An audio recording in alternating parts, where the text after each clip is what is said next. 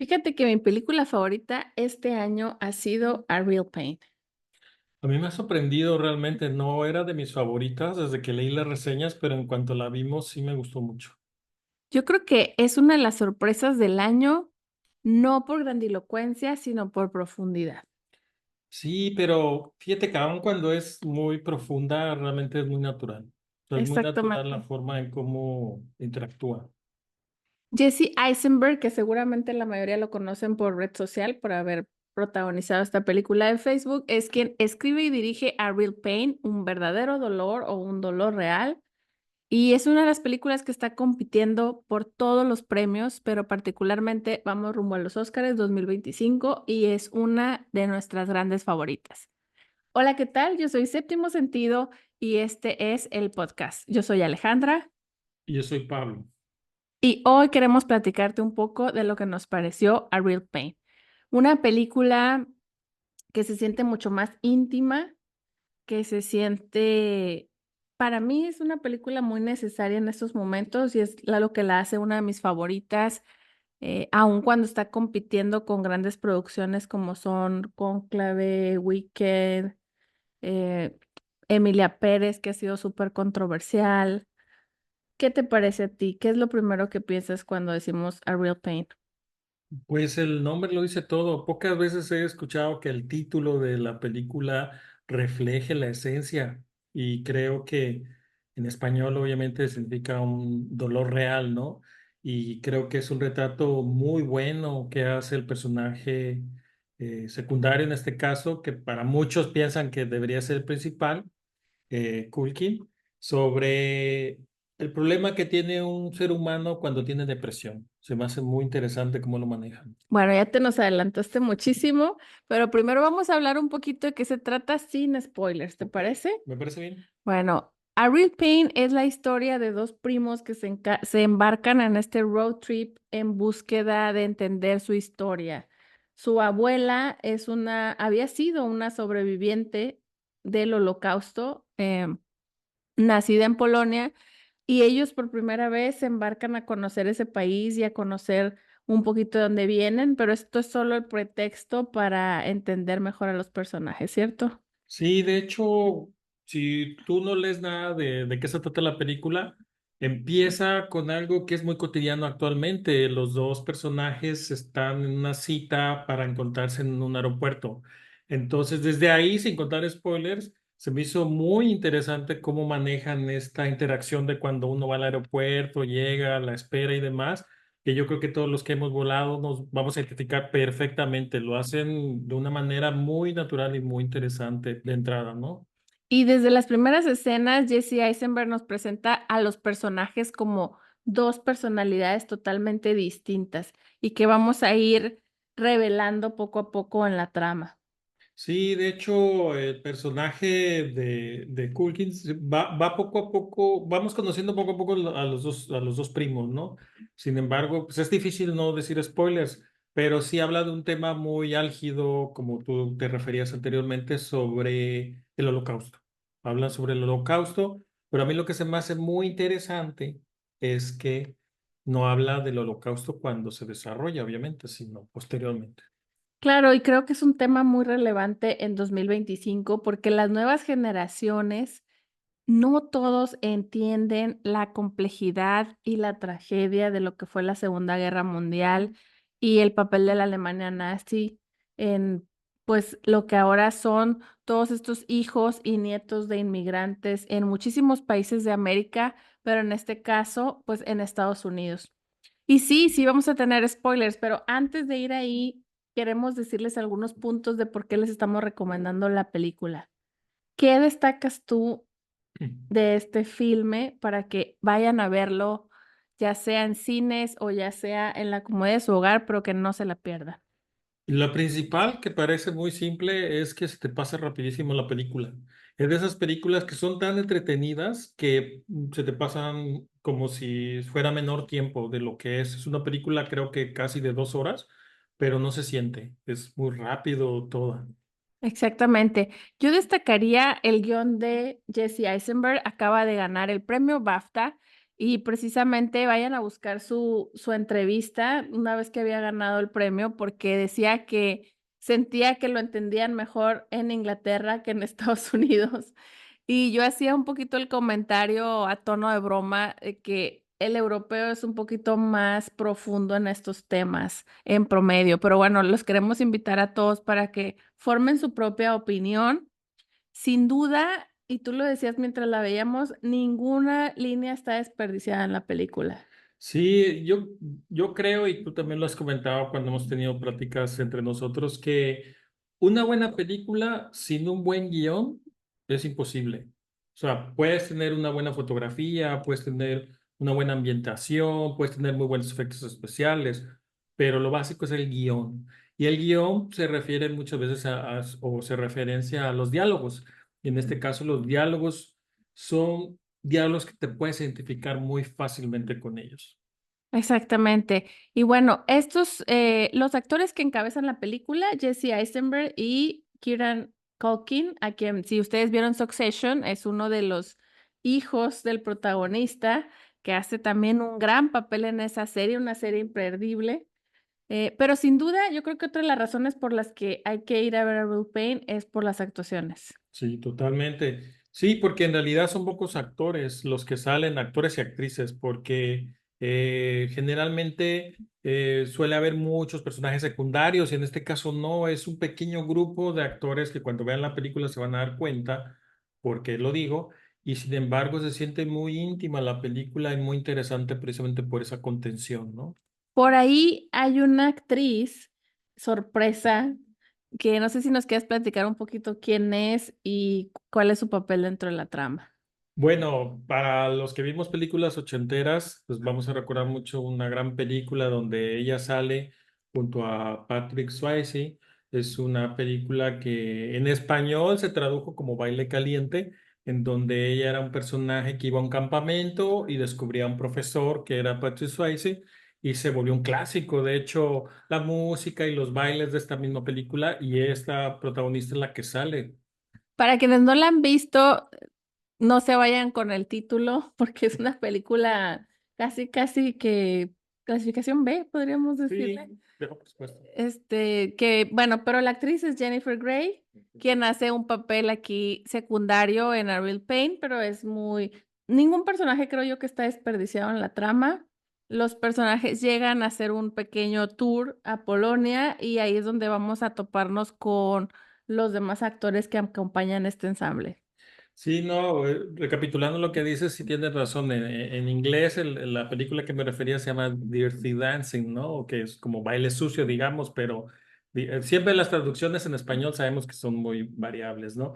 Pero sí, como dices tú, está muy padre la forma en que todos estos actores empiezan a interactuar, actores y actrices, y empiezan a conocer la historia de cada uno, ¿no? Eso es muy interesante. Claro, entonces, bueno, si nos vamos a guión, si nos vamos a tema de actuaciones e incluso podemos también mencionar el tema de la fotografía, ¿cómo describirías tú la fotografía de A Real Pain? Me gusta mucho porque para empezar lo que platicamos cuando la vimos, es una película que básicamente se desarrolla, si no un 95%, tal vez hasta un 100% en escenarios naturales. Eso siempre hemos platicado tú y yo, que el problema de Hollywood actual es que utiliza muchos sets.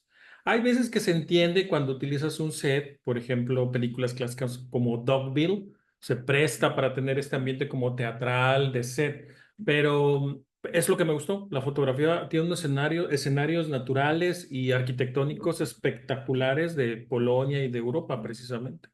Y al mismo tiempo mantiene este ritmo y esta calidad de naturalidad todo el tiempo, ¿no? Es decir, no se va a, digamos que escenarios tan impresionantes que nos van a volar la cabeza, pero al mismo tiempo cumplen su cometido porque se ve todo muy natural y muy intrínseco a la trama. Sí, pero precisamente lo que comentas tú, muchas veces hay películas de Hollywood que cometen ese error, que tratan de poner una fotografía tan épica, tan espectacular, de escenarios tan grandes, que parecen que mandaste precisamente a un segundo equipo de fotografía a tomarlas. En cambio aquí, como son tomas más cerradas, más de donde aparezcan los protagonistas, se siente precisamente muy natural, sientes como que estás dentro del viaje. Y la otra cosa que se agradece mucho es que es una película que carece de CGI, Totalmente. que no tiene efectos especiales o si los tiene no los pudimos ver, pero consideramos que no los necesita, porque es una película, a mí me recuerda estas películas de road trip que también buscan mucho analizar la psique de los personajes de una manera tragicómica, podemos decirlo como As Good as It Gets, Mejor Imposible, de 1997, con Jack Nicholson y Helen Hunt, que si bien empieza la película en un edificio, después tienen que hacer un trayecto para acompañar a un vecino y pues resulta un viaje de introspección en el que se van encontrando a ellos mismos, ¿no? Sí, como dices tú, si nos vamos a cosas más específicas, pues es un road trip, ¿no? Entonces, cuando presenta los diferentes trenes a los que se suben en Europa, que es algo muy común, hasta estos viajes que hacen ellos más interior dentro de la ciudad a través de unas vans, no en autobús. Se siente esa naturalidad para los que hayan viajado a Europa, perfectamente se van a sentir identificados que así se viaja y así se representa, ¿no? Está muy bien estudiado por parte del director la manera en cómo puedes recorrer Europa en este tipo de tours, ¿no? Y Está... ya casi vamos a los spoilers, pero antes de eso, pues si a ustedes les gustó películas como Little Miss Sunshine, que también es un road trip familiar, gran película de los 2000, Sí, los veo. y si les gustó Mejor Imposible del 97, yo creo que esta película les va a encantar. Por otro lado, si no han visto estas películas que les ponemos de ejemplo, pero les gusta los temas actuales y les gusta profundizar en cómo pueden sentirse dos personas que son muy cercanas y al mismo tiempo muy distintas. En todos estos problemas tan intrínsecos de la raza humana, yo creo que A Real Pain es una película necesaria en estos momentos en los que la digitalización y las redes sociales nos mantiene a veces tan alejados de los otros y que se han perdido tanto estas conexiones que antes se daban en el día a día de ir a la tienda, conocer al vecino, platicar con el amigo en la escuela. Mucho de esto se ha perdido en los últimos años, entonces A Real Pain nos demuestra la importancia de las relaciones humanas, creo yo. Fíjate que quiero hacer una pausa en esta parte que acabo de analizar. Se me hizo muy interesante lo que comentas con respecto a que precisamente en esta película los personajes, cuando hacen este road trip, toman fotografías del viaje. Pero se me hace muy interesante que en ningún momento muestran como que están filmando un video. Algo tan común en la actualidad que no es malo, pero ya estamos bombardeados que las redes sociales actuales tienen que ser videos forzosamente, ¿no? De todo tu viaje. En cambio, como que retoman ese cine clásico de los viajes con fotos. Eso se me hizo muy bonito también, muy nostálgico. Ah, claro, pues Real Pain con Jesse Eisenberg, Kieran Culkin, no se lo pierdan, seguramente va a estar en alguna plataforma muy pronto, si no es que ya está. Si alguno de ustedes la alcanza a ver en el cine, yo creo que sería una muy buena inversión. Claro que sí, muy bueno. ¿Quién puede ir a ver esta película? Yo pienso que es toda la familia. Los niños menores sí les recomendaría que fueran con adultos para que les pudieran explicar algunos dudas que podían tener, pero sin problema, no puede verla toda la familia. Esta película es muy buena. De hecho, creo que lo recomiendo que lo viera toda la familia. Sí, yo desaconsejaría para niños muy pequeños porque como estas películas que son como de temáticas, digamos, adultas, Sí, a se veces se aburren. podrían aburrir o perderse en el cine, pero siempre hay niños, muy curiosos y que si ustedes creen que le puedan poner atención, yo creo que ya adolescentes y adultos sin duda es una peli que pueden ver, eh, y es una película para disfrutar. Es una película, desde mi punto de vista, que tiene algo de drama, unos toques de comedia por ahí, pero al final es una película que se siente muy natural, que te puedes identificar con algunos de los personajes, con algunas de las líneas, con cómo te hace sentir a veces algún acompañante o algún familiar que a veces te puede hacer sentir muy bien Bueno, como o incómodo. Entonces, bueno, hasta aquí nuestra reseña sin spoilers. tiene spoiler. Ahora viene lo bueno. Ahora sí, si tú no has visto a Real Pain todavía, te invitamos a ponerle pausa a nuestro video y ponerle pausa a este podcast si nos estás escuchando. ir a verla y después regresar para que nos digas si piensas lo mismo que nosotros, nos dejes un comentario y compartas este podcast.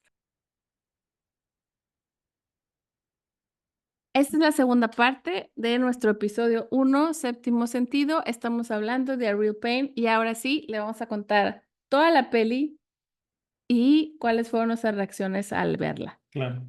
La película arranca con el personaje de Kieran Culkin en el aeropuerto y Jesse Eisenberg en un taxi neoyorquino, yendo apurado, preocupado porque está en medio del tráfico.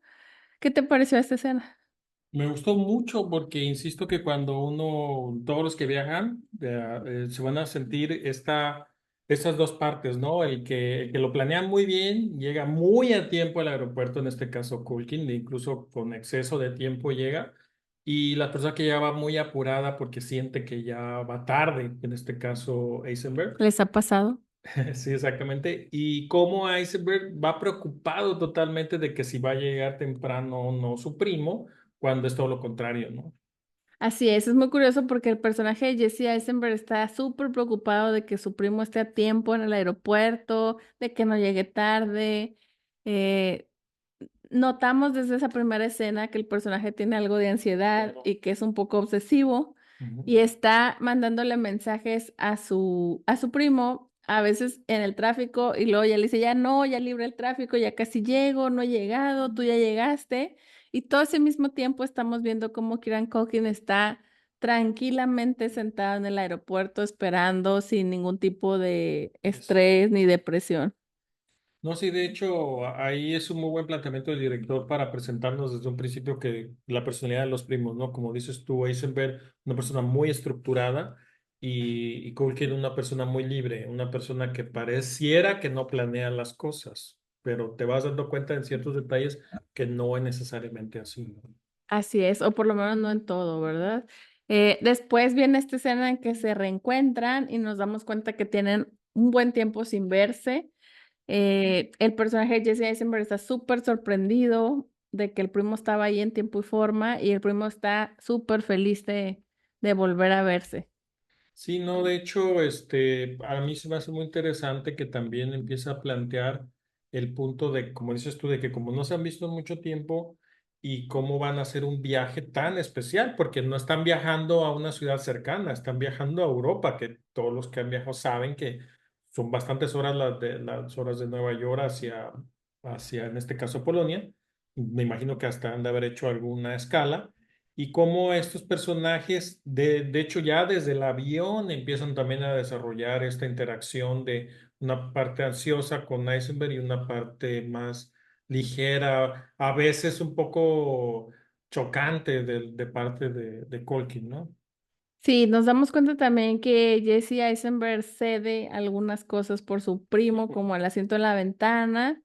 Creo que después vamos entendiendo por qué lo hace. Claro. Pero en el momento nos damos cuenta que él es tan estructurado y de una manera podemos decir estas personalidades tan correctas que prefiere como evitar los problemas y los conflictos y seguir adelante, ¿no? Con el viaje también de pronto sabe que está preocupado por algunos temas y bueno, ya lo dijimos hace ratito, pero este viaje es algo que su abuela quería que hicieran juntos, que es conocer Polonia y conocer la casa donde ella vivía antes del Holocausto, antes de que su vida cambiara totalmente. Sí, es muy interesante por lo que comentaba retomando, el Holocausto es un acontecimiento terrible que sucedió hace ya 80 años, que parece mucho tiempo. Sin embargo, creemos que es algo que las nuevas generaciones deberían de investigar, deberían de meterse a fondo a entender este problema, porque lo que siempre hemos platicado, los grandes errores de la historia se repiten precisamente porque no se conocen, se desconocen, ¿no? Entonces, ya desde ahí es muy interesante este viaje de ellos tratar de entender cómo es que su abuela sobrevivió a esa tragedia, ¿no? Tan terrible de Europa. Así es. Y después viene la introducción de ellos al grupo que va a hacer el tour, que es bastante interesante porque nos damos cuenta que el guía tiene una personalidad conciliadora, como la mayoría de los guías de turistas, creo yo. Además, es un personaje que es inglés, así que trata de hacer las cosas bastante de manera correcta, ser muy propio. Y por ahí sus compañeros de viaje, que no son tantas personas, es una pareja de adultos mayores, eh, un, una persona que viene de Ruanda, que es sobreviviente de una de las épocas más terribles que han tenido. Y Jennifer Grey, que ya mencionamos, esta actriz de Dirty Dancing, que hace su aparición como una mujer de mediana edad, divorciada, pero como con toda esta intención de seguir adelante con su vida y de pues tener nuevas aventuras, creo yo, ¿no? No, aquí me gusta mucho lo que platicas porque en realidad son pocos personajes y eso es una virtud del director también, porque si hubiéramos visto que en el tour fuera un tipo autobús, pues tendrían que ser 30, 40 personas que se diluirían realmente los personajes secundarios y al ser tan pocos viajan en un petit comité, en una van todo el tiempo. Y no quiero dejar de resaltar lo que comentas de este personaje de origen ruandés.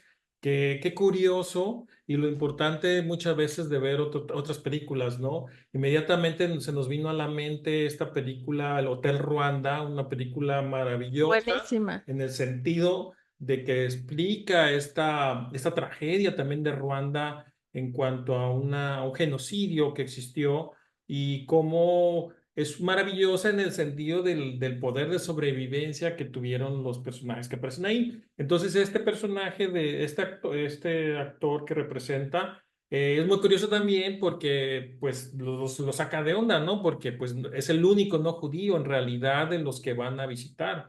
Y cuando le hacen la pregunta del por qué, cuando vean la película van a entenderlo y preferiría no explicarlo porque es como muy interesante porque él no siendo judío quiere ir a ver ese tour, ¿no? Sí, totalmente.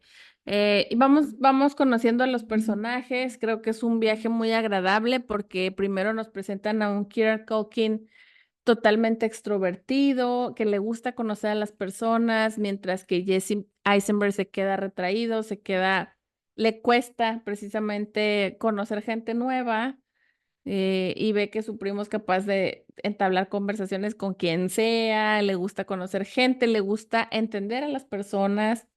Esta parte también me parece muy bonita el personaje de Kira Culkin, que después vamos a entenderlo y complejizarlo, pero esta capacidad que tienen algunos seres humanos de entender a las personas con solo verlas o de sentir esa empatía por alguien que pueda estar sufriendo o pasándola mal.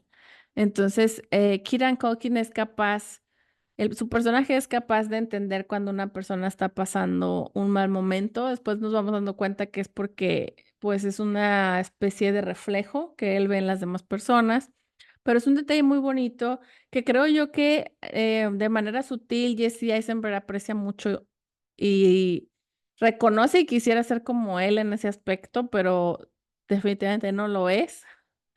Pero nos presentan un primer día de un Kieran Culkin animado, provocador, social, es el que hace el grupo, es el que hace el equipo, es el que los anima a posar de maneras divertidas en un monumento que parecía muy solemne y que al principio a todos les parecía inapropiado posar y al final todos, excepto Jesse Eisenberg, terminan participando de una foto que termina siendo memorable y muy divertida para todos, ¿no?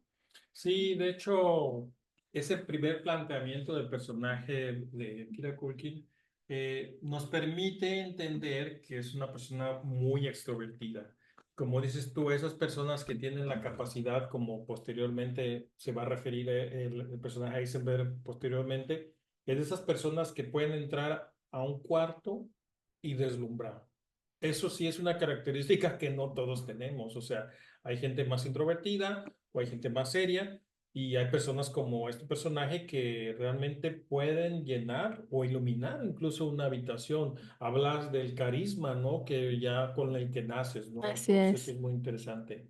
Sí, y bueno, ahí yo creo que la dirección de Jesse Eisenberg para mí tiene un 10. Creo que donde le costó un poquito de trabajo es cuando se dirige a él mismo. Tiene sentido porque yo creo que pues es difícil mantener el ojo crítico ahí, Sin embargo, igual creo que lo hace muy bien. Nada más hay una escena que están en el restaurante, para que ya hayan visto la película, en que él hace toda una confesión. Creo que esa escena al final faltaron unos segundos extra porque es muy emocional la escena. Y creo que lo hubiéramos disfrutado más como espectadores si hubiéramos visto a Jesse Eisenberg en cuadro un poquito más, así como justamente mostrando esa parte que no muestra en el resto de la película, en la que él es estructurado, él es correcto, es una persona que ya tiene trabajadas sus emociones, se nota que puede, como diríamos coloquialmente, llevar la fiesta en paz en cualquier situación, mientras que Kieran nos vamos dando cuenta que no solamente es esta alma súper simpática y carismática, sino que también hay un lado B. No, sí, eso, yo creo que pienso que Eisenberg precisamente busca que quien se luzca es el personaje de Culkin, porque como dices tú, cede como es, las partes más emotivas de la película. Pero creo que tiene que ver con su propia personalidad, porque curiosamente acabo de ver una entrevista en donde, perdón, una entrevista no, sino una entrega de premios donde él recibe el premio de Spirit Awards, en donde agradece a Emma Stone y uno se preguntará por qué agradece a Emma Stone, ¿no? Y a mí se me hizo muy simpática la manera en que lo platicó, en que dijo que él empezó a escribir desde hace muchos años. Para los que no sepan, Eisenberg, aparte de actor, como dices tú, dirige y escribe el guión de esta película, pero él dice que no fue de la noche a la mañana, sino que viene escribiendo desde hace 10 años en pequeños artículos de revistas, etcétera, y que la única persona, además de su mamá, que siempre le mandaba mensajes de apoyo por todos sus artículos, era Emma Stone. Entonces me hizo un detalle muy bonito de este actor, que es alguien que se ve que tiene esta capacidad de ceder el protagonismo. Entonces creo que eso es lo que hace, ¿no? Y supongo que es por ello que Emma Stone tiene un crédito como productora en la Exactamente. película, así que ahí está. Esto también es bien interesante cuando los actores A-listers o de la lista A se atreven a apoyar proyectos en los que ellos no aparecen. Claro, sí, sí, sí. Bueno, entonces nos vamos adentrando en la película y vamos conociendo esta parte terrible del holocausto, pero de una manera sutil. Eso me gustó también porque no usaron flashbacks, por ejemplo, ¿no? Que es algo muy recorrido de que hubiera flashback de la abuela estando en el holocausto, porque no es necesario, porque lo importante era la interacción de ellos y de cómo tratar de entender lo que vivió su abuela ahí, que es muy difícil porque precisamente esos personajes en realidad son personajes muy afortunados porque viven en Nueva York de entrada, ¿no? Para vivir en Nueva York sabemos que es una ciudad muy cara y que para poder hacerlo necesitas tener condiciones económicas y de otro tipo muy positivas, ¿no? Entonces creo que para ellos les cuesta trabajo precisamente entender esa parte de sufrimiento de su abuela, ¿no? Y tanto así que hay una escena que está 0% desperdiciada, que es la escena del tren. Después de que se nos presentan estos personajes así, como uno muy estructurado y el otro muy carismático y abierto, y vamos conociendo a sus compañeros de viaje, en el siguiente día encontramos a un Kieran Culkin que tiene resaca, que está cansado y que no le gusta que van viajando hacia uno de los campos de concentración en primera clase en un tren europeo que, como ustedes saben, están en excelentes condiciones hoy en día. Y esta ironía de ir a ver un campo de concentración donde tantos miles de personas murieron y sufrieron las peores barbaries de la historia, y tú ir a verlo como turista, con la comodidad de una comida caliente, de unos asientos cómodos, de un guía de turistas, y se siente frívolo.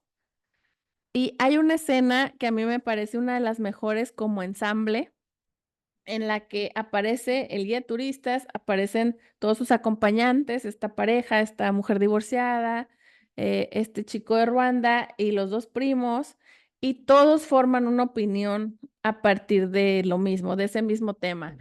Es controversial ir a ver los vestigios del holocausto desde tu privilegio o no nos queda otra opción que hacerlo de esta manera porque tampoco vamos a ir en las mismas condiciones cuando nuestra realidad ya es otra.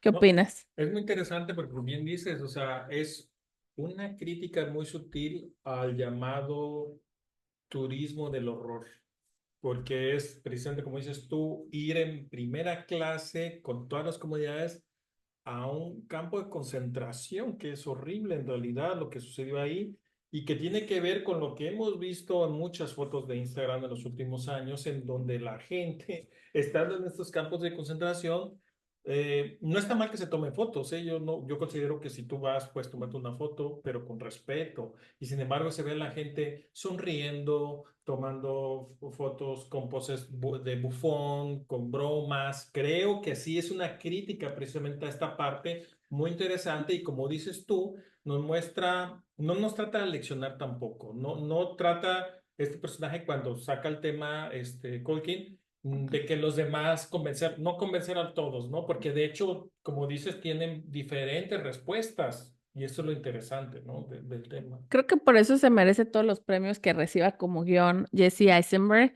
precisamente por lo que acabas de decir. La película no nos busca enseñar nada, nos busca más bien mostrar historias de vida y nos abre a diferentes debates a lo largo de la película, pero creo que deja que el espectador tome su propia opinión sobre ello. Sí. Por ejemplo, en mi caso, a mí me parece muy válido que Kieran Culkin se lo pregunte y se lo cuestione. El viajar desde un privilegio de 2024, 2025 y que otro de los personajes les diga, pero entonces, ¿qué debemos hacer? No vamos a venir a ver esto porque venimos en un tren de primer mundo. Entonces, son de las preguntas complejas de nuestra actualidad que no tienen una sola respuesta correcta y que, como tú dices, lo que sí hay que hacer es respetar la memoria de toda la gente que falleció injustamente y recordar las atrocidades que ha hecho la raza humana, pero también los grandes milagros y las grandes historias de ayuda y de solidaridad que vienen durante y después del Holocausto. Ahí aprovecho para recomendar la lista de Schindler sobre un hombre nazi que decide salvar judíos contra todo pronóstico y corriendo muchísimo peligro al hacerlo. También está El pianista, otra de nuestras películas más emblemáticas de esa época con Adrien Brody, que precisamente hoy está muy en boca de todos por The Brutalist, gran actuación. Pero son grandes películas que para aquellos jóvenes o niños que nos estén viendo que no conozcan tanto del tema, les invitamos a que lo vean porque desafortunadamente el tema del nazismo es una de las mayores tragedias del mundo y de ella debemos aprender lo que no debemos repetir. Entonces, en los últimos años de pronto vemos lo que tú dices, el nazismo tratado desde la broma o desde la superficialidad. No hay que comparar el nazismo con otros tipos de problemas más ligeros, más recientes, que poco tienen nada que ver, pero para poder entenderlo hay que conocerlo. ¿Quieres recomendar algún libro sobre el tema? Uno que me regalaste, este libro de La bailarina de Auschwitz, Auschwitz, es precisamente un gran libro que me regaló Ale con respecto a una sobreviviente del Holocausto. Es un libro muy hermoso con respecto a cómo la protagonista describe, ¿no? Cómo sobrevivió. Y también uno que leí cuando era adolescente que se llama precisamente Los hornos de Auschwitz, que suena muy fuerte, pero pues, fue muy real. Cuando lo Claro. lean, pues, lo pueden entender, ¿no? También El hombre en busca del sentido de Viktor Frankl, otro sobreviviente que le tocó salvar muchas vidas ahí también y ser parte de muchos milagros. Y desde luego el diario de Ana Frank sobre una refugiada que sobrevive en ella y su familia escondiéndose atrás de una tienda, ¿no? Atrás de su casa. Se ocultan por gran parte de la Segunda Guerra Mundial. No les voy a decir qué pasa después, pero es un libro muy relevante, muy recomendable para adolescentes porque es la historia contada desde una adolescente. Y bueno, volviendo a la bailarina de Auschwitz de Edith Eger, que ella todavía vive, creo que tiene más de 90 años y se hizo psicoanalista, pero decidió desde la lucha de sus propios tormentos y sus propios demonios que le dejó vivir tantas atrocidades y perder a gran parte de su familia, excepto a su hermana. Es una historia de vida totalmente inconmensurable porque ella es una persona que después de sobrevivir grandes atrocidades, ser a punto de ser víctima de otras situaciones al ser rescatada, no poder mantener un matrimonio estable por los mismos traumas que tenía y después volver a intentarlo. Es una persona que se dedicó a ayudar a otras personas con problemas psicoanalíticos. Entonces, bueno, súper recomendable para todos aquellos. También ya les dijimos las películas que hay que ver. Hay muchas más películas sobre este tema. Échenle un vistazo ahí a Google. De hecho, es una gran idea la que estás comentando porque esta película se puede ver sin haber visto ningún libro, ninguna otra película previa, pero algo enriquecedor del cine es que cuando tomas referencias de libros y de otras películas, hace más, más enriquece realmente el entendimiento de lo que estás viendo, ¿no? Quiero retomar la película que nos platiques tú qué te parece esta parte cuando ya conocimos al personaje Colkin de extrovertido y de ser una persona muy carismática y empieza a tener como una parte, un lado B precisamente de su personalidad, en donde ya es todo lo contrario, ¿no? Empieza como irse abajo emocionalmente. ¿Tú qué opinas de esta parte, cómo lo manejan en la película? A mí me parece brillante la forma en que Jesse Eisenberg escribe a este personaje porque podemos deducir que tiene depresión. Es un personaje con depresión y como nos ha pasado con muchos personajes famosos que de pronto les vemos este lado brillante, carismático, feliz, extrovertido, pero después tienen también esta parte de sufrimiento y de procesos pues que siguen ahí, que no han sanado. En el caso del personaje de Kieran Culkin, eh, él toda la película menciona a su abuela como esta gran mentora de su vida, este gran, no sé si ejemplo a seguir, pero sí era su persona favorita, él lo dice. Entonces, a raíz de que su abuela muere, él, podemos deducir, porque también Jesse tiene esta cualidad de que no nos dice todo, no nos da todas las respuestas, sino que permite tú como espectador que completes los espacios en blanco. Yo lo que deduzco es que a partir de la muerte de su abuela, él entra en un carril de depresión. También nos vamos dando cuenta que él quiere mucho a su primo como un hermano y que ya la vida los ha llevado por caminos separados, incluso ya no viven en la misma ciudad y él extraña muchísimo esa conexión.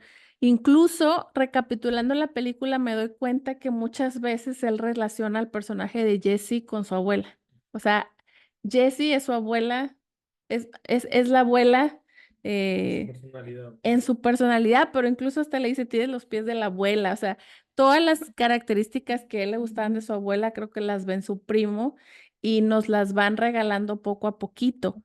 Pero, ¿qué me pareció? Bueno, me parece formidable cómo desdobla el personaje, cómo toda la película los vas entendiendo mejor a los dos. E incluso a los personajes secundarios también van teniendo como otras capas también cuando platican la forma en que los ven a ellos dos, también hablan de sí mismos, ¿no? De sus personalidades. Entonces, me parece magistral la forma en que Kieran Culkin lleva este rango actoral. Me gustó muchísimo desde la primera escena. Yo, bueno, obviamente que lo vimos siendo muy pequeño en Mi Pobre Angelito, uno con su hermano Macaulay Culkin, él es el hermano menor. Si ustedes, seguramente que Excelente. todos la han visto, es el niño más pequeño que toma soda y se quiere ir al baño, ¿no? A medianoche. Pero bueno, recientemente Kieran Culkin fue uno de los protagonistas de Succession.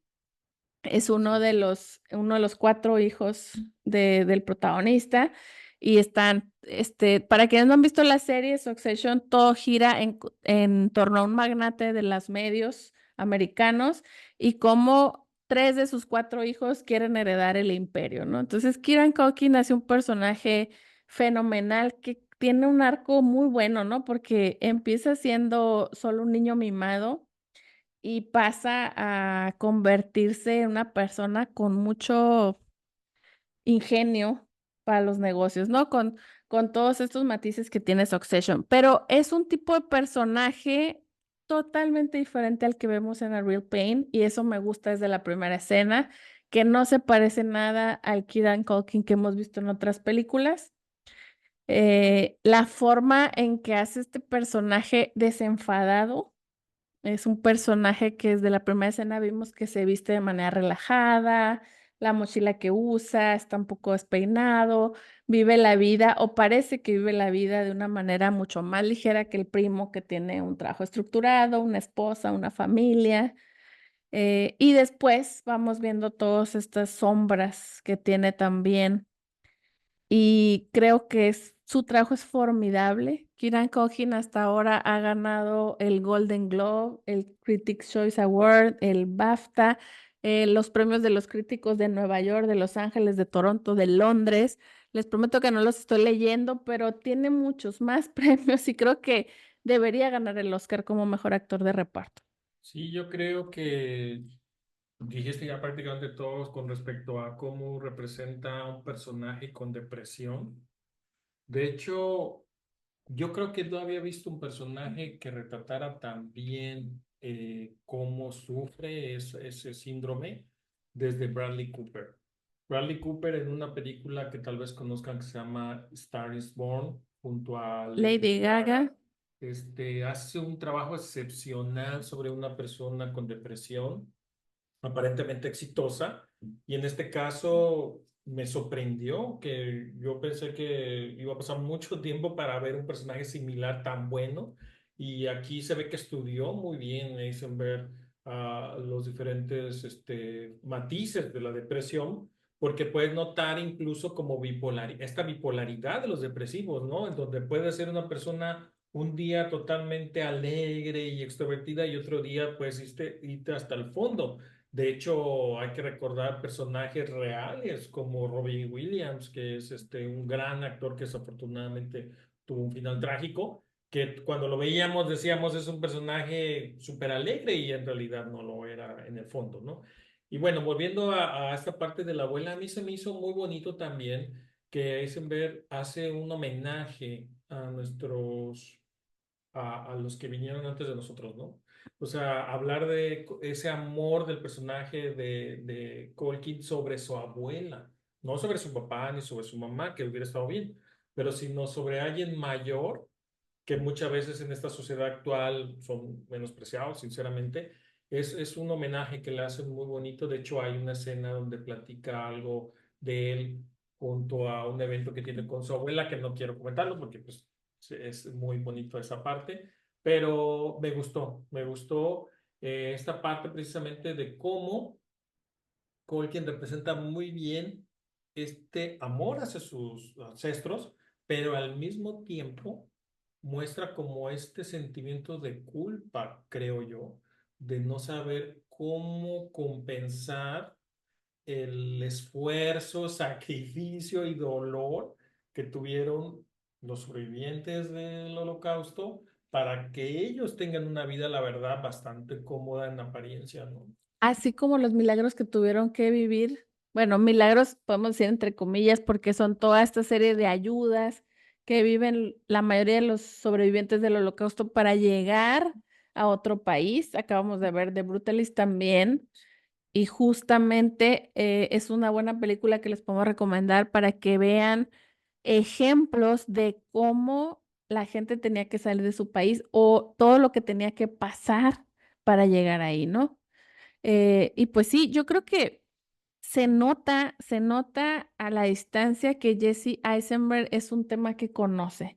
Se nota que escribe sobre un tema que es familiar para él. Yo creo que el tema de ser descendiente de personas que desafortunadamente han vivido el holocausto, de ser judío, de esta búsqueda que tienen muchos de los judíos que están en América, porque también acá en México hay grandes colonias de familias judías en Ciudad de México, en otros países sudamericanos igual, Argentina, pero sí sabemos que hay grandes comunidades judías en Nueva York, como es este caso, así como en Hollywood, ¿no? En Los Ángeles.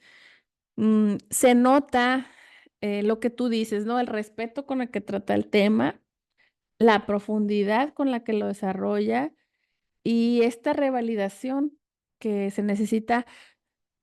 Mucha gente critica por qué se hacen tantas películas sobre el Holocausto. ¿Tú qué piensas? Yo pienso que son muy necesarias. No, yo creo que es muy necesario porque las grandes tragedias no se pueden olvidar, como dije muy al principio, porque precisamente cuando tratamos de borrarlas por este pensamiento de para qué recordarlas, se nos olvida y no dimensionamos el sufrimiento o la posibilidad de que pueda volver a surgir un gobierno como desafortunadamente existió en Alemania en ese entonces. Y yo desde el momento en que empezamos a ver esta parte, cuando están visitando perdón, el campo de concentración, a mí me impacta la cifra de personas judías que desaparecieron desafortunadamente por el régimen nazi. Es una cifra que yo creo que la escuchamos tanto que no la dimensionamos. 6 millones de 6 judíos. millones de judíos, es increíble. No solamente fueron ellos, obviamente hubo gitanos y otras minorías, pero es increíble el dolor de este pueblo, ¿no? Entonces es una representación de todos los pueblos.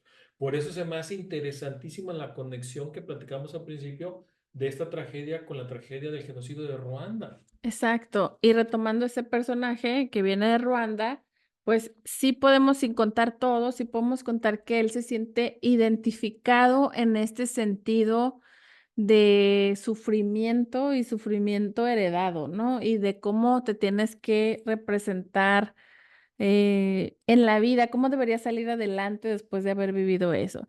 Luego Jesse Eisenberg hace un comentario que es también gracioso y a la vez tragicómico, ¿no? Que es que él dice, se dice en Nueva York que la primera generación de judíos que llegaron tuvieron que tener trabajos simples, como por ejemplo atender las tiendas, ser cajeros, trabajos sencillos para que sus hijos pudieran estudiar y tener profesiones como doctores o abogados. Y lo dice para que los nietos vivan en el sótano de la mamá. Y lo dice esto de manera de chiste, pero pues también hace una crítica y él lo menciona varias veces en el guión, ¿no? De cómo vas a hacer honor al sacrificio que hizo tu abuela, en este caso tu antepasado, y que siga valiendo la pena, aunque no te tocó a ti, no le tocó a tus papás, pero cómo haces honor a ese legado de sacrificio y de sufrimiento.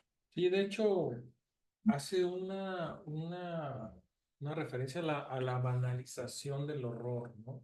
El que estamos tan acostumbrados. De hecho, hay una escena muy bonita en donde, bueno, muy interesante más bien, en donde los personajes hablan sobre que todos los días, perdón, vemos tragedias y ya se nos hace común y se nos hace una costumbre y ya no dimensionamos estas tragedias y cómo banalizamos ya las víctimas y los sufrimientos de todo, ¿no? Entonces yo creo que esta es una película que nos invita a reflexionar, a que no debemos repetir los tiempos pasados, pero también a educar a nuestros hijos o a las nuevas generaciones sobre lo que no se debe de repetir y lo que debe de cambiar, ¿no? Creo que es el valor intrínseco de la película, que insisto, no trata de ser aleccionadora, pero al final del día sí lo comprendes, ¿no? Exacto.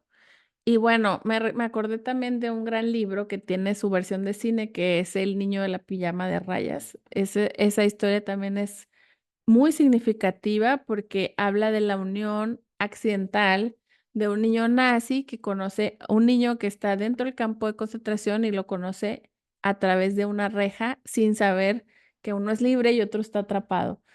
Los invito a verla, es una película que seguramente les va a arrancar un poquito de llanto por ahí, pero que también es conmovedora y es muy valiosa porque tiene muchos aspectos narrados desde la inocencia de un niño.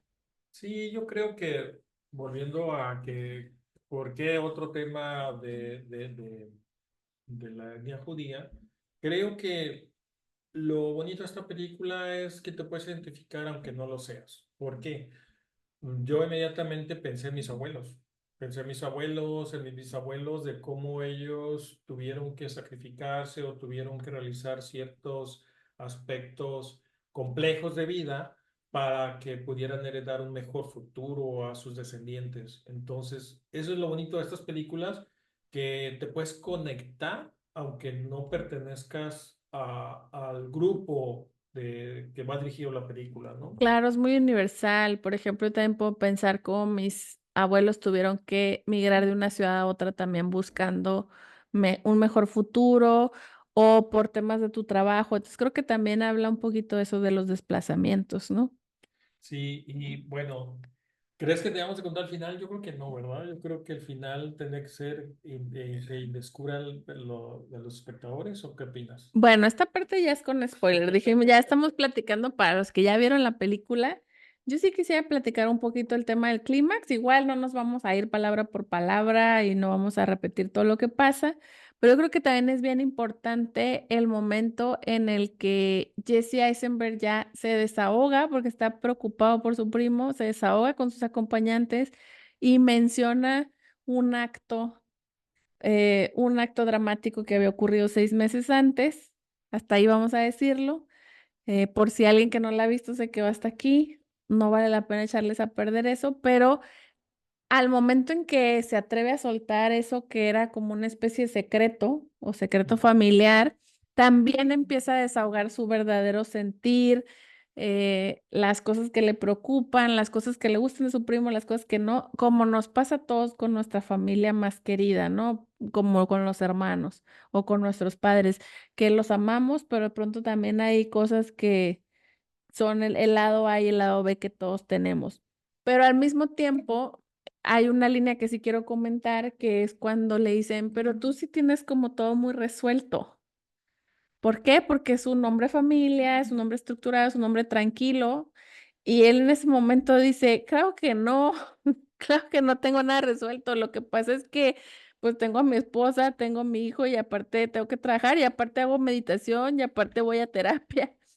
Y esto me parece súper pertinente en el siglo XXI, en el que el ser humano está tratando de encontrarse más a sí mismo y en calmar toda esta ansiedad que a veces los medios digitales nos hacen vivir de una manera tan acelerada y cómo tenemos que compensar haciendo estos temas de introspección, que si bien no son nuevos, no son de este siglo, sí creo que ahorita es un tema menos tabú el buscar ayuda, el buscar apoyo y el buscar otros medios para poder salir adelante con los retos de vida que tenga cada quien. No, sí, yo creo que el final habla precisamente de esta profunda conexión de los dos primos con respecto a que no se necesitan ver seguido para que reencontrarse, ¿no? Y cómo siendo tan diferentes, este viaje los une de alguna manera o los reúne, más bien dicho, porque durante la película platican que eran muy cercanos de niños y cómo a través de este viaje logra su abuela algo muy importante, que tal vez no era solamente que entendieran el sacrificio, porque creo que pues sí es impactante cuando van al campo de concentración. De hecho, también me gustó cómo lo manejaron de una manera muy respetuosa, cero amarillista, cero cursi, de una manera muy profunda y muy emotiva. Este, el que logra lo principal que quería la abuela, que se uniera a la familia, ¿no? Entonces creo que al final logra su cometido, la abuela para ellos dos, ¿no? Que se juntaran nuevamente como primos. ¿Tú crees que eso quería la abuela? Creo que de alguna manera sí, esa es mi opinión, que sí, porque al final del día ella paga, bueno, deja dinero para realizar ese viaje. Y escoge a ellos dos, o sea, no escoge a otros familias, perdón, otros familiares, o sea, porque bien podría haber dicho varios familiares vayan, sino solamente ellos dos.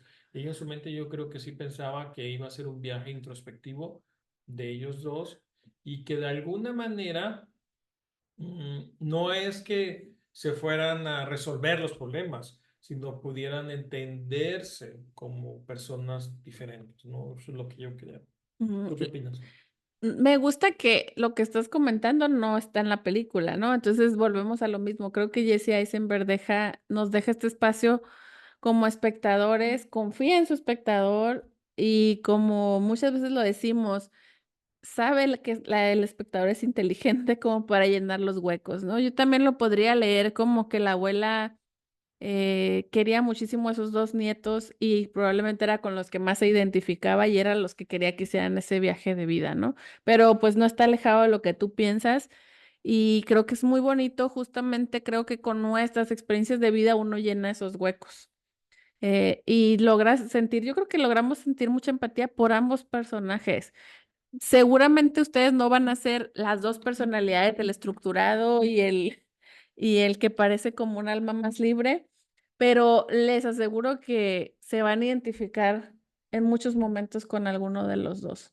Sí, no, y definitivamente esta película súper recomendada para que la miren y la actuación de Culkin es digno de resaltar, realmente es impresionante la manera tan natural que demuestra este dolor profundo, que por eso el título que insisto tiene mucho que ver con la psique del personaje y creo que nos da no lecciones a propósito, sino más bien identificaciones de cada uno de lo que vive para poder entender cómo a veces tenemos altibajos en la vida y podemos de alguna manera sortear estos altibajos, ¿no? Y poder seguir con nuestra vida adelante. Creo que la película es refrescante, es, como hemos repetido mucho, natural y muy, muy emotiva también al mismo tiempo.